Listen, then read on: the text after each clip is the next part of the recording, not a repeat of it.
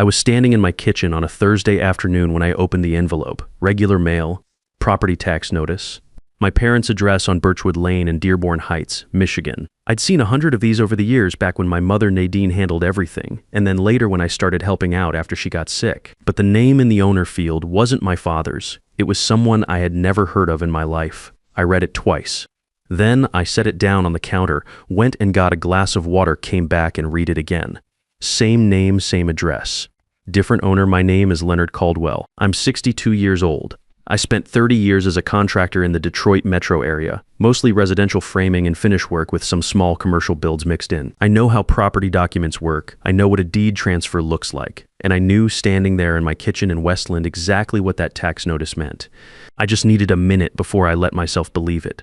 My mother Nadine passed away 18 months before that envelope showed up. She'd been a third-grade teacher for 27 years at the same elementary school in Dearborn, and she made the best Sunday pot roast I've ever eaten. Pancreatic cancer took her fast, which was the one mercy in the whole thing. In her last week, she held my hand and asked me something. She said, "Leonard, keep the house in the family. Don't let it go." She meant the house on Birchwood Lane. The brick house she and my father, Earl, bought in 1979 for $61,000. The house where my brother Dennis and I grew up, where she kept a garden in the backyard, where my father built a workbench in the garage that's still there. The house is worth around $480,000 now. That's what 45 years does to property in this part of Michigan. I told her I would keep it. I meant every word.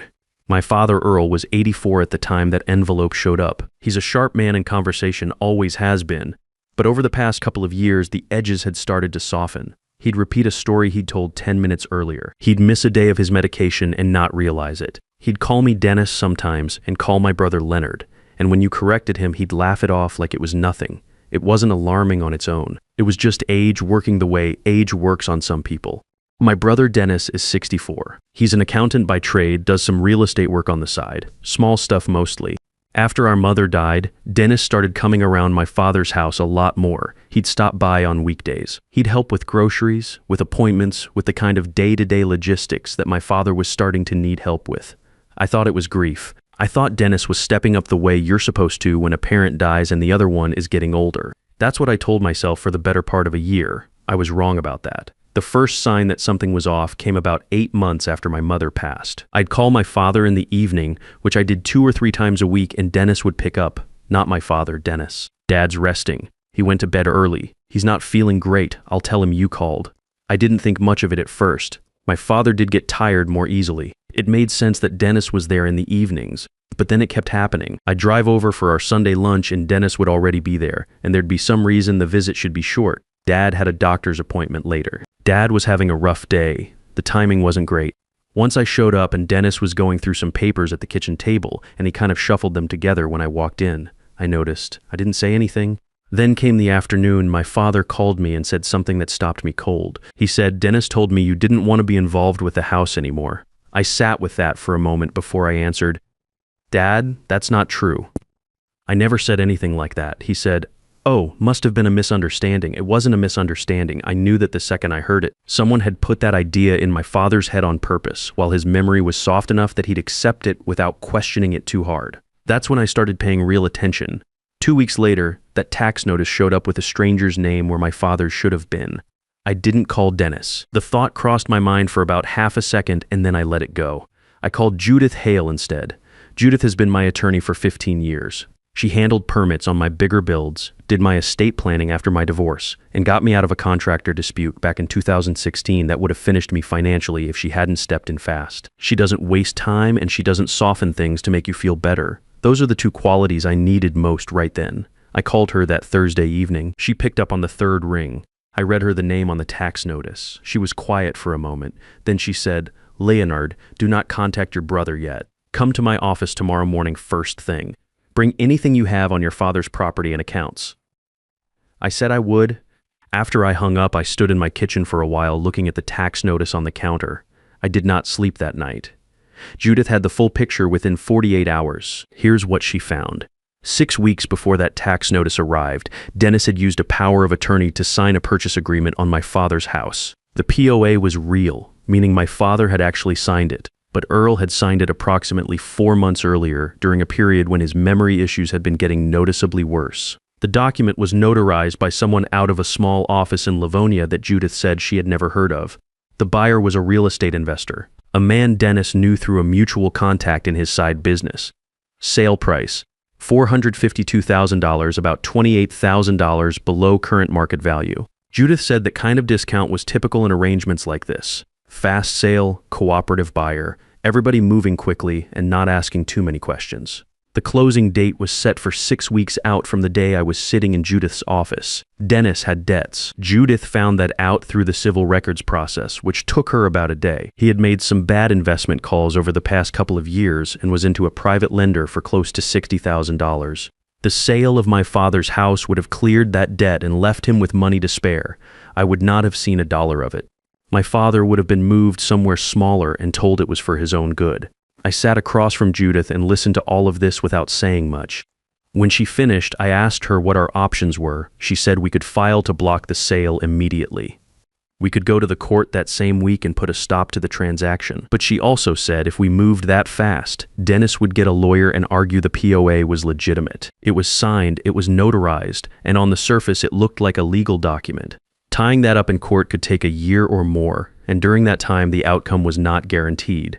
Then she told me the thing that changed the whole approach. She said that if my father lacked legal capacity when he signed that POA, the entire document was voidable, not just challengeable. Voidable, meaning it could be wiped out entirely. To make that case, we needed a formal cognitive assessment from a licensed physician, and we needed it done before Dennis had any idea we were building a case against him. She said, "Give me 5 weeks. I will put together something he cannot argue his way out of." I said yes. Those 5 weeks were the hardest stretch I can remember. I want to be honest about that. It was not exciting. It was not some movie where the guy is quietly confident and everything feels under control. There were nights I lay awake thinking about picking up the phone and just confronting Dennis directly, telling him I knew what he had done and watching him try to explain it. I wanted to do that more than I can say, but I didn't. I kept showing up. Every Sunday I drove to Birchwood Lane for lunch. Dennis was there most of the time, and I sat across from him at the table where my mother used to serve pot roast, and I acted like everything was normal. I asked him how work was going. I let him top off my coffee. I talked to my father about the tigers, about the weather, about whether the gutters on my house needed cleaning. I acted like a man who had no idea anything was wrong. One afternoon, about 2 weeks in, Dennis mentioned casually that he was helping our father with some of the property paperwork. Said it like it was a minor thing, just handling some documents because all that stuff gets confusing at Dad's age. He said our father had asked him to take care of it. I said, "That's good of you, Dennis," and I watched his face when I said it. Just for a second, before he put his regular expression back on, there was something else there. Not guilt, something closer to confidence. The look of a man who thinks the situation is completely in hand and the person sitting across from him has no idea. That look was useful to me. It told me he had no suspicion at all. Meanwhile, Judith was working. She reached out to Dr. Philip Grady, who had been my father's physician for over a decade. She explained the situation and what we needed. Dr. Grady agreed to conduct a full cognitive assessment. We arranged it as a regular checkup, the kind of updated health evaluation that insurance sometimes requires. My father had no problem with it. He liked Dr. Grady and trusted him completely. Dennis was not told about the appointment. Dr. Grady's assessment came back with a clear finding. My father showed moderate cognitive impairment consistent with early-stage dementia. His capacity to understand and execute complex legal documents was, in the doctor's professional opinion, significantly compromised. Critically, Dr. Grady was also able to review my father's existing medical records and chart notes going back 18 months. Based on those records, he was able to state in writing that Earl's cognitive decline had been progressing for well over a year and that at the time the POA was signed, his capacity was very likely insufficient for that kind of legal decision. That written opinion became the foundation of everything that followed. Judith filed for a guardianship arrangement over my father's financial affairs with herself named as fiduciary. That went on record before any of the rest of it came to a head. She also filed the paperwork to freeze any transactions related to the Birchwood Lane property, effective immediately. I did one thing on my own. Michigan is a one-party consent state when it comes to recording phone calls. I looked that up, confirmed it with Judith, and then I started recording my calls with Dennis. There were 3 calls over those 5 weeks where Dennis said things he should not have said. The first one was a Wednesday evening. He called to check in. He said, "Just wanted to make sure I knew Dad was doing okay."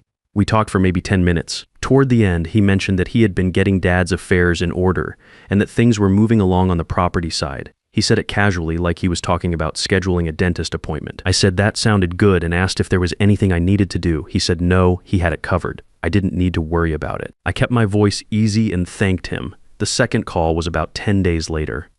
This one he made to the investor, the buyer, and I only know what was said because the buyer later cooperated with the investigation and provided a full account. But in the third call, which came about a week before the family meeting Dennis eventually called, he said something to me directly that I have not forgotten. He said, "Leonard, I just want you to know I've been doing what's best for Dad. The house is a lot for him at his age. He needs something smaller, easier, somewhere people can keep an eye on him. You understand that, right?" I said I did. He said, "Once everything is settled, we'll get him set up somewhere nice. He won't want for anything." I asked, "What do you mean by settled?" He said, "Just the paperwork stuff. Nothing you need to deal with." I said, "Okay." I said I appreciated him handling it. I said I knew how much time it must be taking. After I hung up, I sat in my truck in the Home Depot parking lot where I'd pulled over to take the call, and I listened to the recording twice. His voice was completely relaxed. No hesitation, no sign that he thought for even a second that anything he was saying was a problem. That was the part that stayed with me, not the words themselves, but how easy it all sounded coming out of his mouth. The following Sunday, I drove to Birchwood Lane like always. Dennis was there. My father was in good spirits, wanted to talk about a documentary he'd watched about the auto industry in the 1970s, kept asking me if I remembered a particular Ford plant that closed when I was a kid. I didn't remember it, but I told him I did, and we talked about it for a while. Dennis sat at the other end of the table, and every so often I'd catch him looking at me with that same settled expression, like a man watching a clock tick down to something he'd been waiting for. That afternoon, when I was getting ready to leave, Dennis walked me out to my truck. He put his hand on my shoulder and said, "I know Mom's passing has been hard on all of us. I just want you to know I'm taking care of things." I looked at him for a moment. "I know you are, Dennis," I said. I drove home and called Judith. She told me the freeze on the property transaction had gone through. The buyer had been notified that the sale was on hold pending a legal challenge. She had also contacted Adult Protective Services to open a formal inquiry into potential elder financial abuse. The guardianship filing was on record. Dr. Grady's written assessment was on record. The recorded calls were documented and preserved. She said, "We're ready whenever you are." I asked her what the best way to do this was. She said we should let Dennis make the next move. He would find out about the frozen transaction within a day or two, and when he did, he would most likely call a meeting. She said to let him call it, let him think he was still directing things. Walk in prepared. 2 days later, Dennis called me. He said he thought we should all get together, the three of us, him and me and Dad, to talk about some things related to the house and Dad's future. He said it in the tone of a man delivering news he expected to be unwelcome but manageable. He had clearly found out the sale was frozen and had decided the best move was to get in front of me before I got in front of him. I said that sounded fine. I said I'd be there. After I hung up, I sat quietly for a while. I thought about my mother Nadine. I thought about that last week in the hospital, how she looked when she asked me to keep the house, how certain she was that I would. I don't know if she had any idea what Dennis might do after she was gone. I don't know if she suspected something or if she was just being careful the way people who've worked hard for things tend to be careful about them. Either way, she asked me and I told her yes. I thought about my father too. About the fact that somewhere in the past 4 months, he had sat down at a table and signed a document that he almost certainly did not understand, while his older son explained it to him in whatever way made it seem fine. My father trusted Dennis. He had always trusted Dennis a little more than he trusted me, if I'm being straight about it. Dennis was the one who called more, who showed up more, who seemed more present. And Dennis had used that trust the way a man uses a tool when he needs something done. I was not angry at my father. I want to be clear about that. I was sad for him. There's a difference. The morning of the meeting, I called Judith one more time. She confirmed everything was in order. She would not be present at the house, but she was available by phone, and every document we needed was ready to go. I printed the file she had put together, put it in a plain folder, and drove to Birchwood Lane. Dennis was already at the kitchen table when I arrived. He had papers in front of him, a neat stack, the kind of setup a man puts together when he wants to look organized and in control. My father was in his chair in the living room with the TV on low. The house smelled the way it always did. A little like wood and a little like the coffee my mother used to keep going all day on the counter. Dennis looked up when I walked in. He said, "Hey, good, you're here. Grab some coffee. We need to talk through a few things." I set my folder on the table and sat down across from him. He glanced at the folder but didn't ask about it. He started talking. He said he knew the property transaction had been flagged somehow, that there seemed to be some kind of legal hold on it, and that he was sure it was just a bureaucratic mix-up that could get sorted out. He said he had been working hard to get everything set up for Dad, that the house was too much for one person at Earl's age, and that he had found a great buyer who was willing to move quickly. He was smooth about it. I'll give him that. He talked about it the way a man talks about something he's done for someone else's benefit. Like he expected me to be a little surprised, but ultimately grateful once I understood the full picture. I let him finish. Then I opened the folder. I put Dr. Grady's cognitive assessment on the table first. I turned it so it faced him and slid it across. Dr. Grady conducted a full evaluation of Dad's cognitive state, I said. He also reviewed Dad's medical records going back 18 months.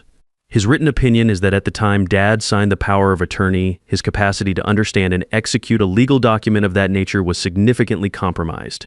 Dennis looked at the document. He didn't pick it up. I put the second page down. This is the injunction Judith Hale filed 4 days ago. The property transaction is legally frozen. It is not a bureaucratic mix-up. He was quiet now. I put the third page down. It was a summary of the recorded call transcripts, the ones where he had described the plan to me directly, the timeline, the buyer, what he intended to do with the proceeds. Michigan is a one-party consent state, I said. I've been recording our calls. That was the moment it fully landed for him. I watched it happen. He sat back in his chair. The organized, prepared version of Dennis that had walked in here with his neat stack of papers was gone. What was left was a 64-year-old man who had just understood that the situation he thought he controlled had been controlled by someone else for the past 5 weeks. He said, Leonard, I said, I don't want to do this in front of Dad, so I'm going to say what I need to say and then I'm going to ask you to leave. He didn't answer. I said, Adult Protective Services has opened an inquiry. The Law Society has been notified regarding the notary who certified the POA. The buyer has already been contacted and is cooperating with the investigation. Judith has filed guardianship paperwork over Dad's financial affairs. The house is not going anywhere. From the living room, my father called out, "Everything okay in there?"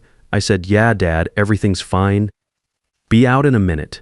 Dennis looked at the table. He looked at the papers. He looked like a man trying to find one more move and coming up empty. He said quietly, "I have debts, Leonard." I said, "I know," he said. "I didn't have a lot of options." I said, "Dad's house was never one of your options. That was never yours to use." He didn't say anything to that. I said, "Call a lawyer today, a real one. Not whoever helped you set up that POA. You need proper representation before this goes any further." He stood up. He gathered his papers, though I don't know why. There was nothing in that stack that helped him anymore. He didn't look at me on his way to the door.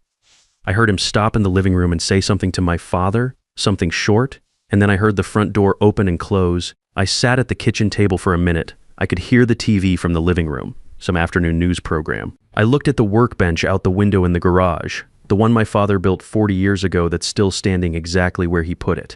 Then I went in and sat with my father. He muted the TV and looked at me. He said Dennis seemed upset. I said he's got some things to work through. My father nodded slowly. He said, "You boys always handled things differently. Dennis charges ahead and you wait. You were always the one who waited." I didn't say anything to that. I just sat there with him for a while.